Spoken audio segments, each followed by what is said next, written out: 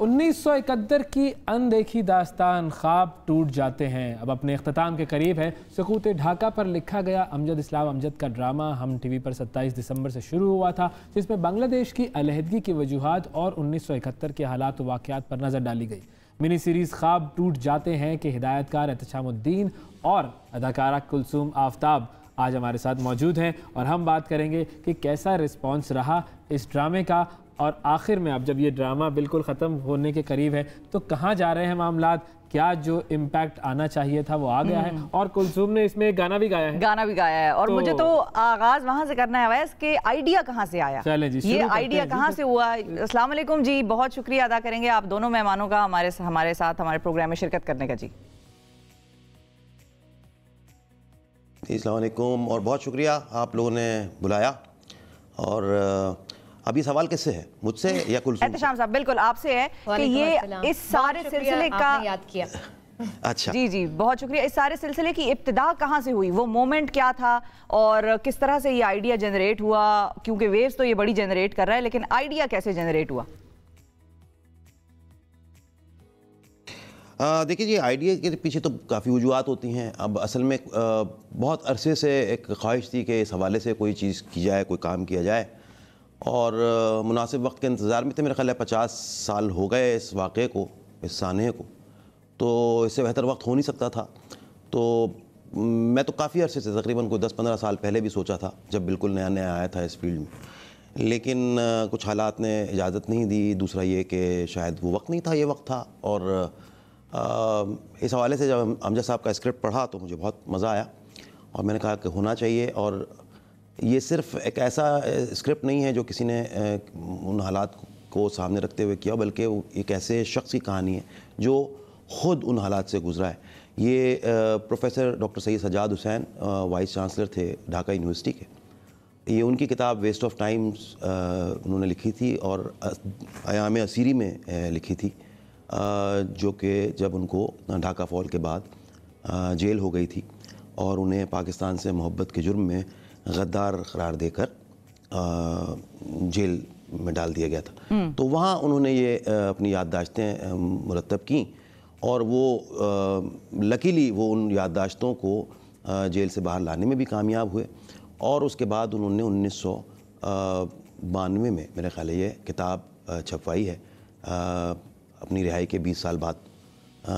तो ये एक बड़ा काम था मेरे ख्याल है। सब्जेक्टिव सच है एक ऐसे साहब का जिन्होंने उस जगह पर रहते हुए इन तमाम हालात को देखा और उन्होंने अपने हालात व वाक़यात पेश किए। और नस्लन वो एक बंगाली थे और एक बंगाली पर्सपेक्टिव के साथ हमने इस दफ़ा सोचा कि इसको होना चाहिए और दिखाना चाहिए, क्योंकि बहुत सारा कुछ लिखा गया है इस हवाले से और हम पिछले तकरीबन 50 सालों से एक तरह से गिल्ट में थे, क्योंकि इतना कुछ नैरेटिव्स के ख़िलाफ़ और उसके ताल्लुक़ से बिल्ड किया गया। तो हमने कहा कि इस पे बात होनी चाहिए और हमने बात की। और जहाँ तक रिस्पांस का ताल्लुक़ है तो ये ज़रा सा मेरा ख़्याल है कि हिस्टोरिकल एक सेटिंग में एक ड्रामा है और इसकी ऑडियंस अगर मैं सच कहूँ तो अभी कम है, लेकिन मुझे लगता है कि जैसे जैसे ये लोगों की नज़रों से गुजरेगा या वर्ड ऑफ माउथ के ज़रिए लोगों को पता चलेगा इसके बारे में, ये ज़रूर देखेंगे। और इस हवाले से कि ये हमने जो इनिशिएटिव लिया, ये क्यों लिया, ये इसलिए लिया कि हम बहुत अरसे से सुनते आ रहे थे कि इस हवाले से जो बातें हुई थी वो बहुत कुछ ऐसा लिखा गया जो हमारे पाकिस्तान के खिलाफ था। बिल्कुल, वो जो नैरेटिव की दुरुस्तगी है वो बड़ी ज़रूरी है। उसी गिल्ट में वो गिल्ट हमें अपने अंदर से ख़त्म करना है। और आज भी बहुत सारे ऐसे लोग हैं, चलो फिर हम अपनी बात नहीं करते, हाँ फिर उनकी तरफ से उनकी तरफ से जो वो समझते हैं, बिल्कुल उनकी तरफ आ जाते हैं। कुलसूम की तरफ आते हैं। कुलसूम, आप कैसे इस प्रोजेक्ट का और हमने इसमें जैसे अदाकार ऑन बोर्ड होते हैं मैं भी वैसे ही हुई, लेकिन ये था कि मैं स्क्रिप्ट सुनना चाहती थी, मैं जानना चाहती थी कि डायरेक्टोरियल अप्रोच क्या होगी और वो एहतशाम साहब मौजूद हों तो इससे पहले कि आप ये सब चीज़ें मांगें 80% एक्टर और वैसे ही मुतमईन होता है तो वो थी मेरी तसल्ली एक तरफ। और बकाया जो मामला थे वो जब मैं कराची में नहीं थी जिस वक्त आई वॉज अप्रोच्ड, फिर जैसे ही मैं लौटी हमारी एक मीटिंग हुई और मैं बहुत एक्साइटेड थी। एहतिशाम साहब के साथ काम करने के लिए कौन एक्साइटेड नहीं होगा। अमजद इस्लाम अमजद साहब की स्क्रिप्ट थी और सबसे अहम बात कि जो मौजू था उस पर किस तरह जाएंगे, क्या होगा, इस सारी एक्साइटमेंट लेकर मैं उस मीटिंग में पहुंची थी। और जब गुफ्तगू आगे बढ़ती चली गई तो सब कुछ फिर होता चला गया, नतीजा आपके सामने है।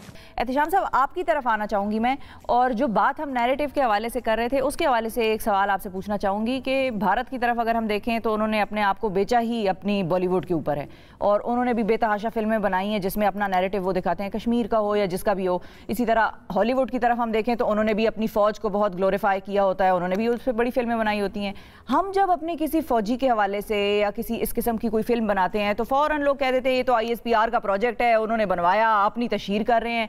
मतलब हम अपने फ़ौजी की कहानी नहीं दिखा सकते या नहीं दिखानी चाहिए, हमें अपनी स्टोरी नहीं सुनानी चाहिए थ्रू फिल्म्स या थ्रू ड्रामाज। आपका इस पर क्या टेक है सर?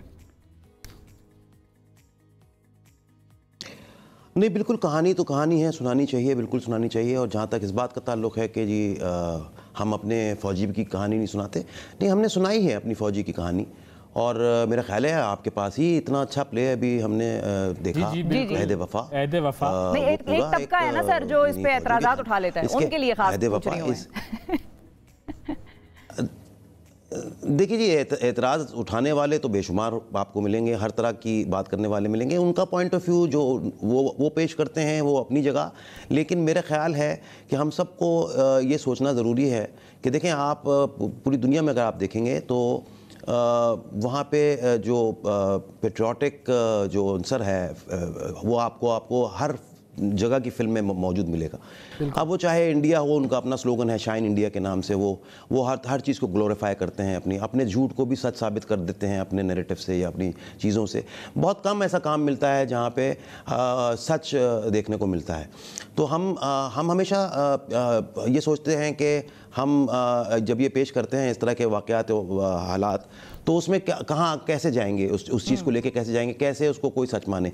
देखिए, बात सच और झूठ की तमीज़ की नहीं है, बात सिर्फ कहानी सुनाने की है। जब आप कहानी सुनाते हैं तो वो ऑटोमेटिकली, अगर उसमें सच मौजूद है, उसके अंदर वो एसेंस मौजूद है, तो दुनिया के किसी भी हिस्से का नाज़िर जो है वो उससे एसोसिएट करेगा और उससे रिलेट करेगा। बात सिर्फ इतनी होती है कि आप उसको कैसे पेश कर रहे हैं। ह्यूमन सेंटिमेंट्स और ह्यूमन इमोशंस जहाँ होंगे वहाँ वो चीज़ इस कहानी में और पेश करने का तरीका होना चाहिए। बिल्कुल। इस कहानी में कुलसूम जो है उन्होंने अदाकारी तो की, लेकिन कुलसूम आपका म्यूजिकल डेब्यू भी हुआ। ये जो म्यूजिकल डेब्यू है इसकी तरफ कैसे आए भाई? ठीक है, आप टैलेंटेड खातून, सलाहियत तो है, बिल्कुल टैलेंटेड खातून है, लेकिन ये आपने जो है वो डर ना लगा कि भाई ये इतना ज़बरदस्त, मुझे जो है वो इसका साउंड ट्रैक और गाना भी गाना है इसमें?